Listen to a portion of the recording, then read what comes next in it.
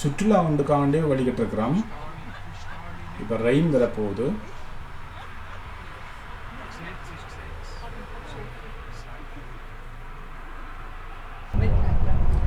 Okay, இப்போ நாங்கள் ஹைவேயில் போய் கொண்டிருக்கிறோம். நாங்கள் ஹைவேயால் போய் கொண்டிருக்க சுவிஸ் வந்து எப்படி இருக்குன்னு மேலோட்டமாக பார்த்து கொண்டு போவோம். சுவிஸில் வந்து ஹைவேயில் வந்து 120 km/h தான் கூட ஓடலாம். இதில் பாருங்கள் 80 km/h போட்டிருக்கணும். அப்போ அப்படின்னு சொன்னால் இந்த இடத்துல ஏதோ ரோட்டில் வேலை நடந்துருக்கு. இப்போ நான் ஹைவேயில் போய் கொண்டிருக்கிறோம், அதில் ரோட்டு வேலை நடந்துருக்கிறபடியே வேகத்தை குறைச்சி விட்டுருக்கலாம். இதில் இந்த மஞ்சள் கோடு அடிச்சிருக்கிறபடியே ரோட்டு வேலை நடந்துருக்குது, ரோட்டு திருத்த வேலையில் நடக்குது. அப்படியான இடத்துல இந்த மஞ்சள் கோட்டின் வழியாக தான் நாங்கள் ஓட வேணும்.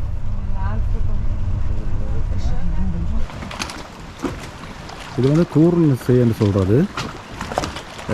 தூணன்னு சொல்லி ஒரு இடத்துல இருக்குது. சுவிஸில் வந்து தூணன்னு சொல்லி ஒரு இடத்துல இருக்குது. சேன்னு சொல்கிறது இங்கே என்னென்னா எங்கள் இடத்துல குளம் மாதிரி தான். ஆனால் இது கொஞ்சம் பெருசு.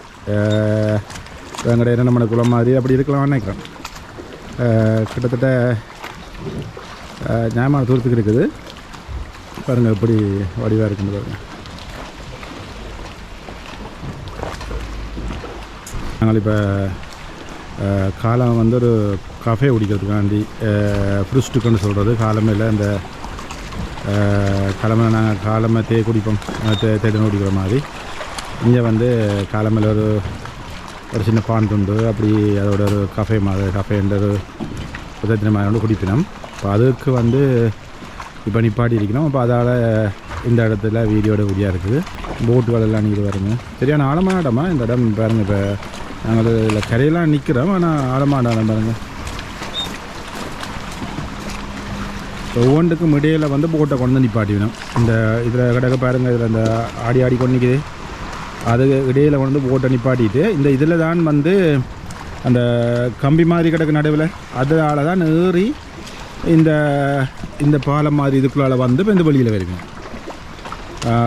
ஆழமான இடமா இது, சரியான ஆழம். ஒருக்கா நான் கேள்விப்பட்டேன்னா இந்த இடத்துல கொஞ்சம் முன்னுக்கு அதில் ஒரு கார் ஒன்று இடிச்சு கொண்டு உள்ளுக்கு விழுந்துட்டுது. அப்படியே கார் அந்த தண்ணிக்குள்ளே போய் ஏதோ ஞாபகம் மீட்டர் எத்தனையோ மீட்டர் உள்ளுக்கு போயிட்டேன்னு சொல்லி இப்போ இந்த ஆலயம் நம்போடக்கு அதையும் காரையும் திருப்பி எடுத்தவே. ஆனால் சரியான ஆழம்.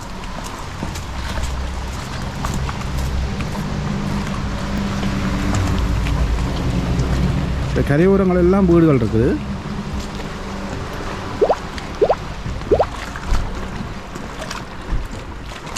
மலை பிரதேசங்களுடைய இப்போ மழை பெஞ்சு கொண்டு இருக்குது.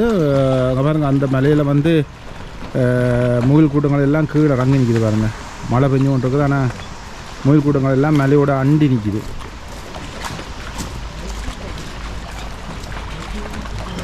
இப்போ இங்கே வெப்பநிலை வந்து இப்போத்தைய வெப்பநிலை வந்து 12 கிராத்தில் நிற்கிது. இப்போ குளிருது.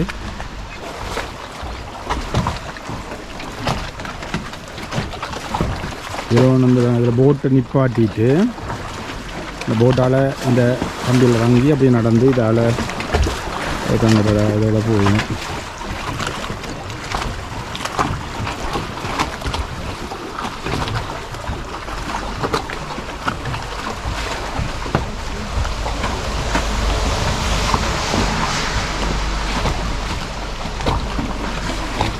இடைக்கிழமையில் மிதப்போல் கிடக்குது. அது எல்லையும் போட்டுகளை கட்டி விடணும். வந்து வெள்ளை மிதப்போல் மாதிரி கிடக்கிறதுல பாருங்கள், கம்பியோடு சேர்ந்து கிடக்கு.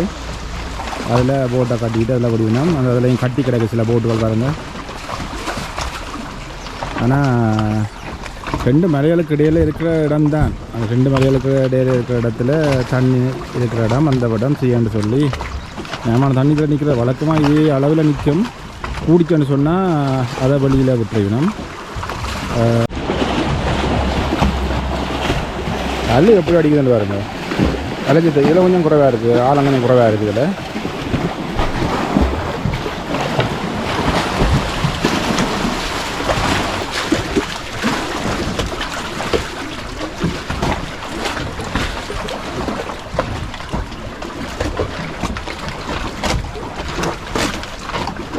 கம்பிகள் வந்து இது இந்த குட்டி பாலை மாதிரி போட்டுக்கலாம். இது வந்து அந்த வழுக்காமல் கொள்ளாமல் இருக்கும். இந்த சின்ன சின்ன இடவழியை விட்டு அதை நெட் மாதிரி செய்திருக்கபடியாக வளர்க்காமல் இருக்கிறதுக்கு தான் அது இருக்குது.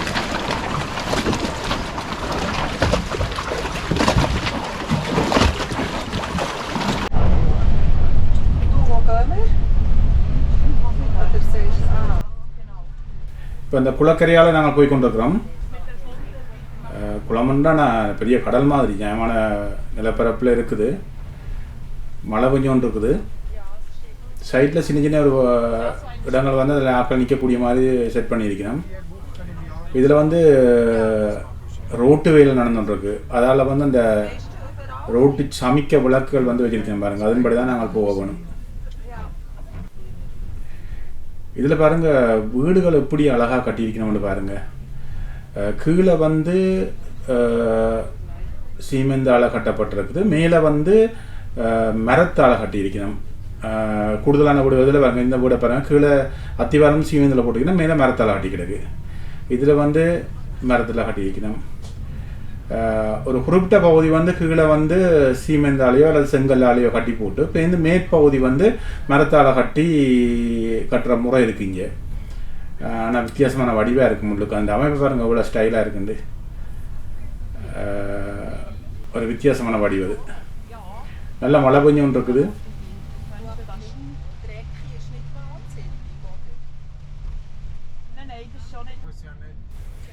இது வந்து மலையேண்ட கரை பகுதியால் போகிறபடியால் இந்த மலையேண்ட ஒரு கரையை வந்து குடஞ்சிருக்கணும். குடஞ்சுன்னு சொல்லி அதை வந்து அதில் உள்ள கல்லுகளை அகற்றி அதை வந்து ஒரு குகை மாதிரி பாருங்க. இதில் ஒரு சின்ன ஒரு குகை மாதிரி இருக்குது. அந்த மலையைத்தான் அப்படியே கடைஞ்சி அந்த அப்படியே வெட்டி எடுத்து வைக்கணும்.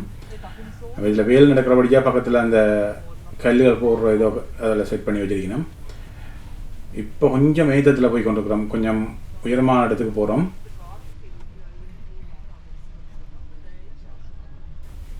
பாதுகாப்புக்காண்டி சைட்டில் வந்து ஒரு கல் கட்டி இருக்கணும். ஒரு பாதுகாப்புக்காண்டி அதை செய்திருக்கணும் போட்டுக்கு. இங்கால கேடர் அமைப்பு போட்டிருக்கணும். இந்த இடம் வந்து தண்ணி ஓடுற இடம் உண்டு.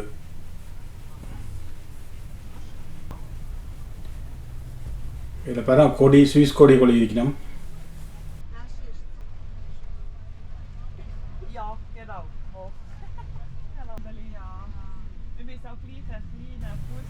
இதில் பாருங்கள் மலையால் பாருங்கள். மலையாளில் வந்து இவ்வளவு முகில்கள் வந்து நிற்குதுன்னு பாருங்கள். அந்த முகில் வந்து நிற்கிற கரும் முகில் இது. அப்போ மழை பெஞ்சு கொண்டே இருக்கும். கூடுதலாக இந்த இடங்கள் வந்து கூடுதலாக மழை வந்து பெஞ்சு கொண்டே இருக்கும். இப்போ பெரிய அளவில் பிட்டிய அளவில் மழை பெய்யாட்டியும் அந்த தூறிக்கொண்டே இருக்கும். ஓரளவு தொடர்ந்து அந்த ஒரு தூறல் ஒரு சின்ன நேரம் விட்டுட்டு இப்போ இந்த கொஞ்சம் கூட அப்போ அந்த லெவலில் கூடுதலாக மழை பெஞ்சு கொண்டே இருக்கும். இங்கே ஆறு எப்படி இருக்குன்னு பாருங்கள்.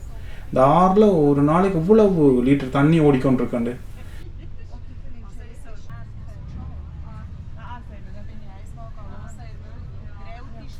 இது ஒரு கிராமப்புறம் மாதிரி. இதில் வந்து சின்ன சின்ன தோட்டங்கள் மாதிரி செய்யணும். அதில் முன்னுக்கு அந்த வீடுகளின் அமைப்பு இப்போ எங்கள் இடத்துல நார்மலாக நிலத்தோட வீடுகள் இருக்கிறது கிராமப்புறங்களில். இதில் மழை பெஞ்சு கொண்டே இருக்கிறபடியாக அந்த நிலங்கள் வந்து தொடர்ந்து ஈரப்பிடிப்பாக இருக்கிறபடியாக பாருங்கள். அந்த புல்லுகள் எல்லாம் அவ்வளோ வடிவாக வளர்ந்துருக்குண்டு. இந்த கிராமத்தை பாருங்கள். பின்னுக்கு எவ்வளோ இந்த மலையில் இவ்வளோ வீடுகள் அப்படியே அடுக்கடுக்காக பாருங்கள். பின்னுக்கு எவ்வளோ வீடுகள் இருக்குண்டு. ஆனால் வித்தியாசமான வடிவு. இந்த மலையில் வந்து அந்த காடுகளில் மேலே முகில் கூட்டம் அப்படியே வெள்ளையாக படர்ந்துருக்கு பார்த்தீங்களா. அந்த அப்படி அலை மாதிரி அப்படி இருக்குது. அப்போ அவ்வளவு அந்த இடத்துல பெய்கிற மழைகள்லாம் அந்த ஆறா உருவெடுக்குது. இதை வந்து நேராக பார்க்க உண்மையிலேயே சூப்பராக இருக்கும். நல்ல வடிவாக இருக்கும். இந்த புல்லுகள் எல்லாத்தையும் வெட்டி எவ்வளவு நீட்டாக அந்த காணிகளை வச்சிருக்கலாம்னு பாருங்கள். அந்த உழவாக இருந்தாலும் சரி அந்த காணியில் வந்து சரியாக பதப்படுத்தி சரியாக அழகாக வச்சிருக்கணும்.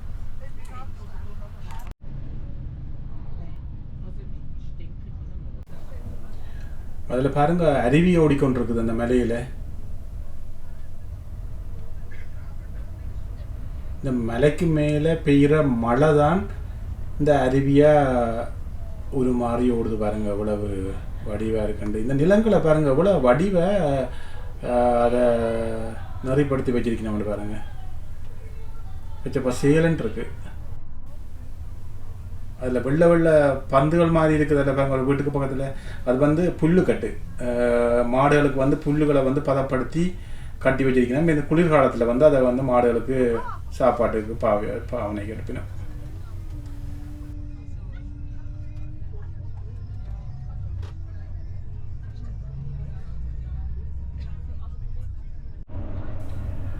இந்த இடம் வந்து மலையை குடைஞ்சு மலைக்குள்ளால வந்து இந்த பாதையை உருவாக்கியிருக்கணும்.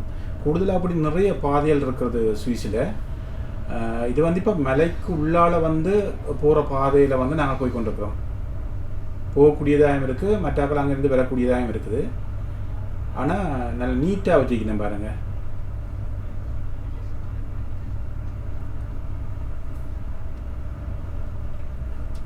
இப்போ சில இடங்கள் வந்து ஞாபகமான கிலோமீட்டருக்கும் இருக்குது. இது வந்து நினைக்கிறேன் அவ்வளோ ஓரளவான கிலோமீட்டர் தான்.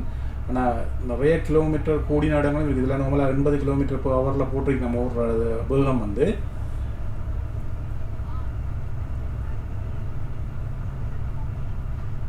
லைட்டுகள் இந்த அமைப்பை பாருங்கள். 2 சைட்லேயும் வந்து நிலத்திலையும் வந்து லைட் பூட்டியிருக்கணும், மேலேயும் லைட் இருக்குது. சைட்டில் வந்து அந்த SOSன்னு சொல்லி அந்த அவசர அழைப்புகள் அந்த அதுக்குரிய அமைப்புகளும் இருக்குது. குகையில் வந்து ஃபேனுகளும் பூட்டிக்கணும். மேலே தெரியுது பாருங்கள் 2 பெருசாக, அது வந்து ஃபேன். அது வந்து குகையில் இருக்கிற அந்த காற்று ஓட்டங்களை வந்து சீர் செய்கிறதுக்காண்டி அதை பொருத்தி இருக்கணும். இதில் வந்து கேமராக்களும் போட்டி வேணும். சில வழியில் கேமராக்களும் பூட்டியிருக்கும். அந்த இதில் ஓட வேண்டிய அளவை விட கூடுதலாக ஓடினா கேமரா அடிக்கும். அப்படி அடிச்சதுன்னு சொன்னால் அந்த என்ன நம்பர் பிளேட் கார் வந்து கூட ஓடிச்சோ அதுக்குரிய அந்த நம்பர் பிளேட் அந்த வீட்டுக்கு வந்து பில் வரும். இவ்வளோ கிலோமீட்டர் கூடுதலாக ஓடிக்கிறான்னு சொல்லி அதுக்கு பில் வரும். அதை கட்டியே ஆகணும். அப்போ அப்படியான பிரச்சனைகள் இருக்குது இந்த ஹைவேயில் ஓடிக்க. ஹைவேயில் மட்டும் இல்லை, நார்மல் ரோட்லேயும் வந்து அந்த வேகத்தை சரியாக பார்த்து ஓடணும். இல்லைன்னு சொன்னால் அதுக்கு கேமரா அடிச்சுன்னு சொன்னால் பில் வரும். இது ஒரு பெரிய ஆறு உண்டு. இதில் வந்து கப்பல் கூட போகிறது, பெரிய கப்பல்லாம் போகிறது நம்ம பார்த்துருக்கோம். அவ்வளோத்துக்கு நல்ல ஆழமான இடம் இந்த இடம்.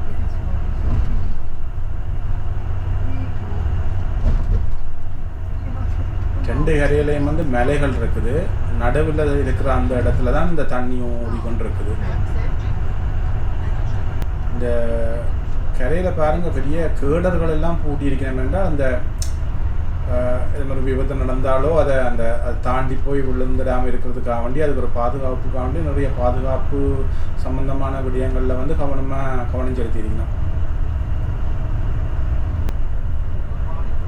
இவ்வளோ வீடுகள் இவ்வளோ வீடுகள் அடுக்கடுக்காக இருக்குன்னு பாருங்க.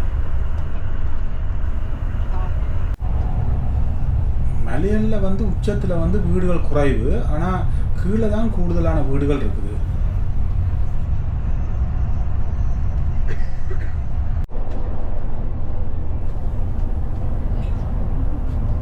இதில் பாருங்கள் பக்கத்தில் வந்து ரயில்வே பாதை இருக்குது.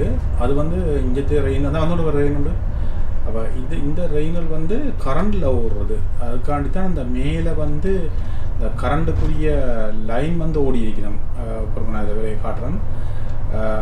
அந்த மேலே வந்து அந்த கரண்டில் வந்து அந்த முட்டி கொண்டு போகும். அந்த ரெயின்ட ஒரு பகுதி வந்து மேலே முட்டி கொண்டு போகும். இப்போ கரண்ட்லாம் இங்கே அந்த ரெயினில் ஓடுறது.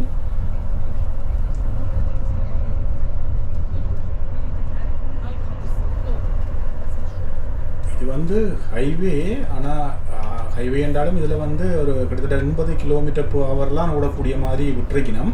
நடுவில் வந்து அந்த ஒரு என்ன சொல்கிற சீமெந்தாலான சில இதுகள் வந்து நடுவில் வச்சிருக்கணும். இந்த ஒரு பலகை மாதிரி வச்சிருக்கணும். இந்த அங்கேருந்து வர்ற ஆட்கள் வந்து அந்த வெண்டிகளில் திரும்பி சில அவ்வளோ ஆக்சிடெண்ட் ஆகிடக்கூடாதுக்காண்டி வச்சிருக்கணும். இதில் பாருங்க அந்த சைட்டில் வந்து வேறு ஒரு ரோட்டு வந்து இதில் இணையுது. இதில் இந்த ஹைவேயில் வந்து இணையக்கூடிய மாதிரி இந்த இடத்த போட்டிருக்கணும். இந்த போட்டிருக்கு பாருங்கள். இதுதான் இந்த ட்ரெயின் வந்து இந்த சைட்டில் இருக்க பாருங்கள். ஒரு எலக்ட்ரிக் லைன் ஒன்று ஓடிக்கணும், ஒரு கம்பியாக கிடக்கு பாருங்க. இதுதான் இந்த ட்ரெயின் ஓடுறதுக்கு வந்து பாவிக்கிற மின்சாரம் இதுலேருந்து தான் எடுக்குது. அதான் அந்த ரெயின்ட்ட வந்து ஒரு பகுதி வந்து இந்த மேலே இருக்கிற அந்த கம்பியில் தான் முட்டிக்கொண்டு ஓடும். அப்போ அந்த முட்டைக்கு தான் இந்த கரண்ட் அதுக்கு வந்து பாஸ் பண்ணிக்க அந்த ரெயின் வந்து ஓடக்கூடிய மாதிரி இருக்குது. அப்போ அதுக்கேற்ற மாதிரி தான் இந்த பக்கத்தில் வந்து இந்த லைன் ஓடி இருக்கணும். அது வந்து கொப்பரில் தான் அந்த கம்பி இருக்கான்னு நினைக்கிறேன், செப்பு கம்பியாக தான் இருக்க வேணும். அதில் கார்பனாக தான் இருக்க வேணும். முட்டிக்கொண்டு போய்க்க அந்த கரண்ட் வந்து அதை கிடைக்க அதை ரன் பண்ணக்கூடிய மாதிரி இருக்குது.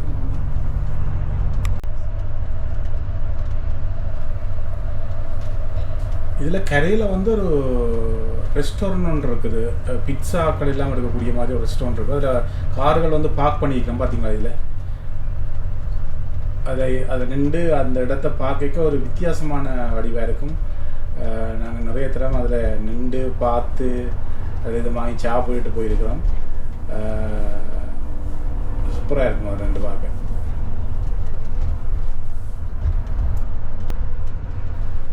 இதில் பாருங்கள், இந்த மலையல்ட கீழ் அடிவாரங்களில் இவ்வளோ வீடுகள் இருக்குன்னு பாருங்கள். கூடுதலாக வந்து இங்கே வந்து மலையலுக்கு மேலே வந்து வீடுகள் சரியான குறைவு. ஏன்னா அங்கே வந்து மலையல் பெஞ்சோன் இருக்கும், மப்பும் மந்தாரமாக இருக்கும், குளிர் கூடவாக இருக்கும். அந்த காலநிலைகள் சரியில்லாதபடியாக மலையல்ட உச்சியல்ல வீடுகள் குறைவாக இருக்குது.